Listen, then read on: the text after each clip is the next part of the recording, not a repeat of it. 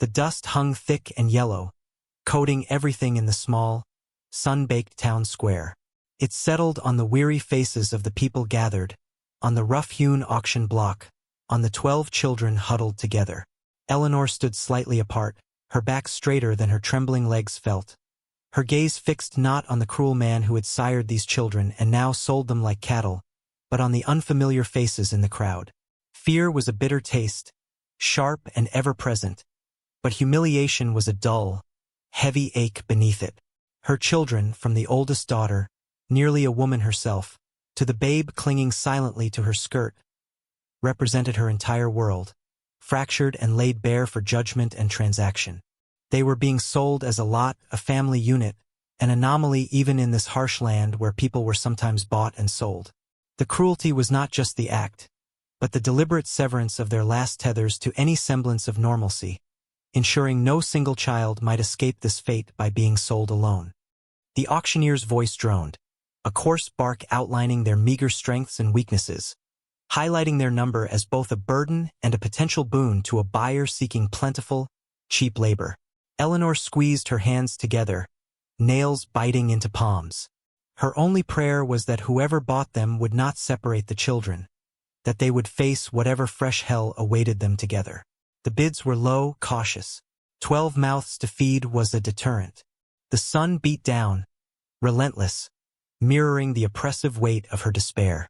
She saw the calculating eyes of men who saw only hands for work, wombs for future generations of labor. None saw her children, saw them. Then, a voice cut through the languid bidding, deep and resonant, though not loud. It came from a man standing at the edge of the crowd, a stranger. He was tall, broad-shouldered, weathered by sun and silence. His clothes were plain, practical, carrying the scent of leather and dust, not the stale whiskey and sweat of the regulars. There was a stillness about him that set him apart.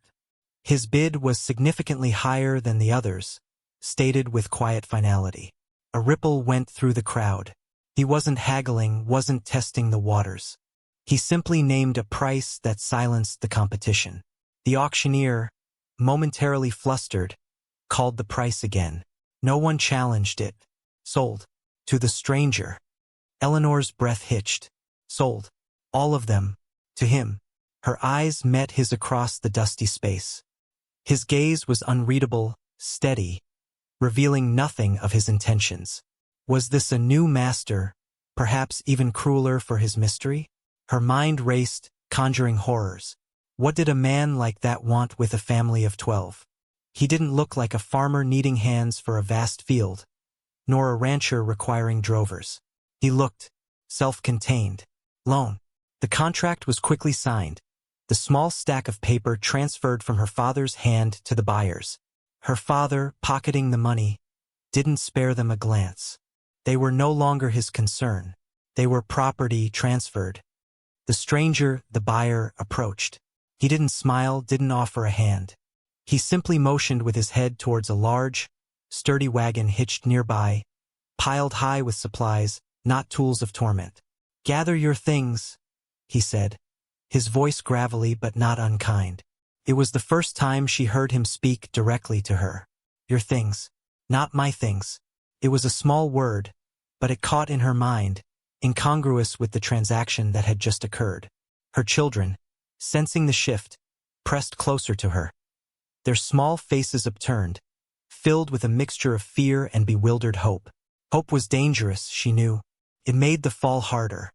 But as she gathered her few pitiful belongings and motioned for her children to follow, she cast one last look at the retreating figure of their father, then turned towards the stranger, towards the unknown.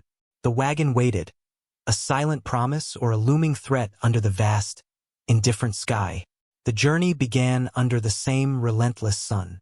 The wagon was sturdy, the horses strong, and the man who owned them, their new master, owner, was as silent as the landscape they traversed. He rode slightly ahead or alongside, his posture straight, his eyes scanning the horizon. He offered no conversation, no explanation, only actions. Stopping at a clean stream for water, producing dry biscuits and jerky when hunger gnawed at their bellies, silently adjusting the wagon cover to shield the younger children from the worst of the sun. Eleanor watched him constantly, her mind a battlefield of suspicion and cautious observation. Every action was scrutinized, every non-action noted. He never raised his voice, not even when the youngest cried or the older ones bickered softly amongst themselves. He simply was a quiet, competent presence guiding them deeper into the territory.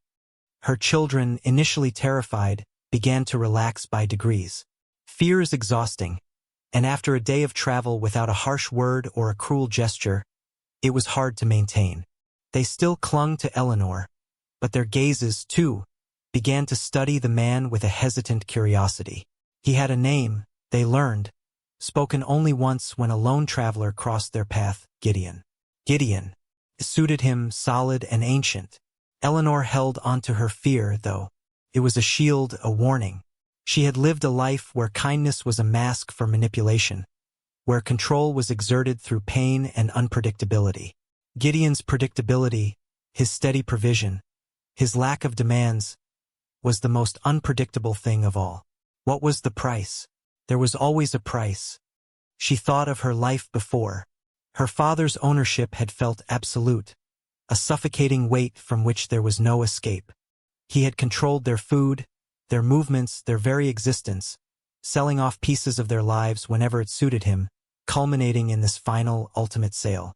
Her resilience had been forged in that fire, a quiet, internal steel hidden beneath a compliant exterior. Now, resilience was needed again, but against what? She didn't know Gideon's aims. Did he intend to separate them later? To work them until they broke? The vast, empty landscape offered no answers, only miles of scrub brush and distant mesas under an endless sky. They traveled for several days, the rhythm of the wagon, the sun's path across the sky, and Gideon's quiet competence setting their new, strange pace. Eleanor learned to gauge his moods, though they were subtle. A slight tension in his shoulders, a longer look at the horizon. He never looked at her or the children directly for long, but she felt his awareness of them, a low hum beneath his silence. He wasn't ignoring them, he was acknowledging them, perhaps in his own way. He didn't make them walk. They rode in the wagon, protected. He didn't stint on the meager provisions, he shared equally. These were not the actions of a cruel man, but neither were they the actions of a conventional one, who buys a family of 12 only to treat them neutrally. Finally, they reached their destination. It was not a sprawling ranch or a large farm, but a homestead nestled in a small, sheltered valley. A modest cabin, sturdy corrals, a small patch of irrigated land near a spring. It was remote, humble, but it was also functional. It looked like a place built by one man, for one man. The realization struck Eleanor. He hadn't bought them to fit into an existing operation. He had brought them here, to this. The silence continued as Gideon helped them down from the wagon. The children were wide-eyed, taking in the unfamiliar surroundings. Eleanor's heart hammered against her ribs. This was it. The reason would be revealed now. He would issue his commands, set the rules, reveal the terms of their servitude. But he didn't. He simply gestured towards the cabin. "It's small," he said, his gaze finally resting on Eleanor for a brief moment. "But it's ours." The word hung in the air, baffling and disquieting. What did that even mean? Life on Gideon's remote homestead settled into a routine dictated by the sun and the demands of the land. It was hard work, but it was different from the labor they had known. Here it felt purposeful. Gideon worked from dawn till dusk, tending the small garden, mending fences, caring for the few animals. Eleanor and the older children worked alongside him, prompted not by his commands, but by the necessity of survival and a silent understanding of shared effort. He taught them, patiently, demonstrating with his hands, how to irrigate the plants, how to repair tack, how to handle the livestock. He didn't just point and order, he showed. And he listened, not with his ears always, but with his eyes, observing their struggles and successes. The expected demands never came. Gideon never asked for payment, never spoke of servitude, never treated them as anything less than fellow inhabitants of this secluded valley. He provided shelter, food, and safety. He didn't claim the children as his own, didn't interfere in Eleanor's mothering, didn't exert authority over her life beyond the practical cooperation needed to run the homestead. The shocking nature of his act began to dawn on Eleanor not as a single event, but as a persistent, unfolding reality. He had bought them, yes, but he hadn't kept them as property. He had given them a place to be. He had rescued them from ownership itself, offering not freedom outright, which would have left them destitute and vulnerable, but a protected space where they could rebuild, together. Eleanor's internal landscape began to shift. The deep-seated fear began to recede, replaced by a cautious hope, then a quiet determination. She wasn't just surviving. She was building. She had purpose not dictated by a master, but by the needs of her family and this shared life. Her relationship with Gideon remained sparse in dialogue, rich in observation and subtle understanding. She saw his quiet integrity, his deep connection to the land, his unwavering, unspoken protection. She thought, her resilience, her fierce love for her children, her capability. Their bond was forged in shared silence and mutual respect, stronger than any spoken words might have made it. But their isolation couldn't last forever. Word of the man who bought a family of 12 had trickled back to the settlements, sparking gossip, suspicion, and greed. One sweltering afternoon, a group of riders appeared on the ridge overlooking the valley. They were from the nearest town, men Eleanor recognized as neighbors of her cruel father, men who embodied the harsh judgment and opportunistic nature of the world they had fled. They rode down, their faces hard, their intentions clear. They saw Gideon's unconventional family, his remote success, and saw weakness, opportunity.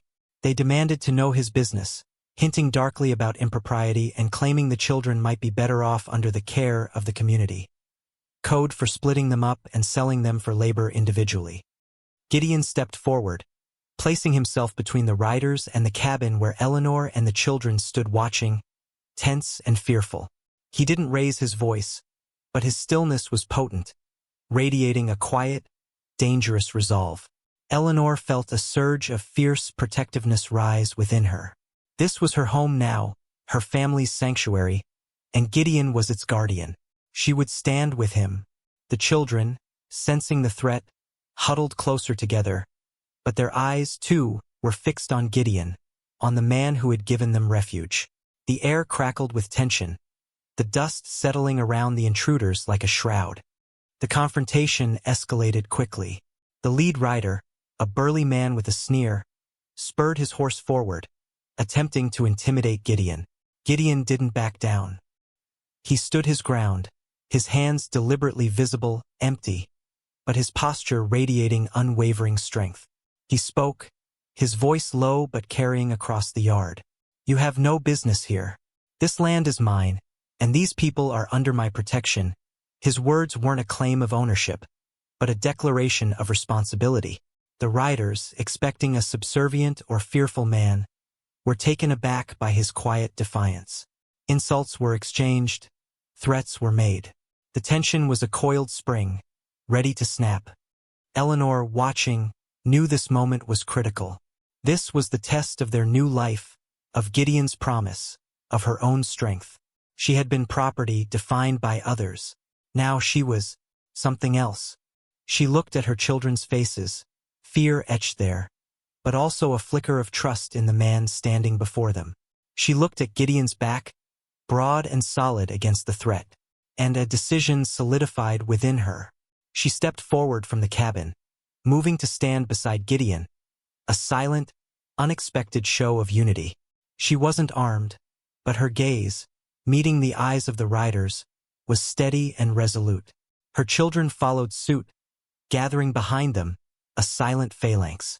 The riders faltered, surprised by this collective front. They had expected to face one man and a cowering family. They faced a unit. Gideon glanced at Eleanor, a flicker of acknowledgement in his eyes, then turned his full attention back to the riders. The confrontation reached its peak, a push, a shove, a brief, brutal struggle in the dust that Gideon ended with swift, decisive action, incapacitating the aggressor without fatal force. but with undeniable authority. The other riders, unnerved by the display and the quiet strength emanating from the family unit standing defiantly before them, hesitated. They hadn't anticipated this level of resistance, this quiet ferocity. They retreated, muttering threats, but the threat itself had been blunted. In the aftermath, as the dust settled and the sound of hooves faded, silence fell again, but it was different now. It was the silence of a battle won, not with weapons perhaps, but with unwavering resolve and an unexpected alliance. Gideon stood for a moment, catching his breath, then turned to face Eleanor and the children. The formality that had always existed between them seemed to dissolve.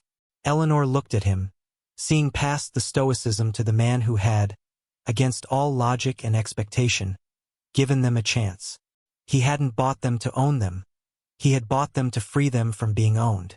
His action, shocking to the world that understood only transaction and control, was an act of profound, quiet grace. He hadn't sought praise or gratitude. He hadn't demanded their labor as repayment. He had simply provided the space and protection for them to exist, to heal, to be. And in doing so, he had not only rescued them, he had redefined what it meant to be connected, to build a life, not on ownership, but on mutual respect and shared purpose. He had bought their freedom parcel by parcel, moment by moment, with every quiet act of provision and protection. Eleanor, standing in the dust of their defended home, felt the last vestiges of fear fall away. She was not property. Her children were not property. They were a family, stronger than they had ever been, standing on land that was not just owned by Gideon, but shared, built, and defended together. The West was shocked by the man who bought a family and didn't exploit them, but perhaps the greatest shock was the quiet dignity that bloomed in the space he created, proving that resilience could find root even in the harshest ground, tended by the most unexpected hands. They had not found a master, but a partner in survival, building a future not of servitude, but of shared, quiet hope.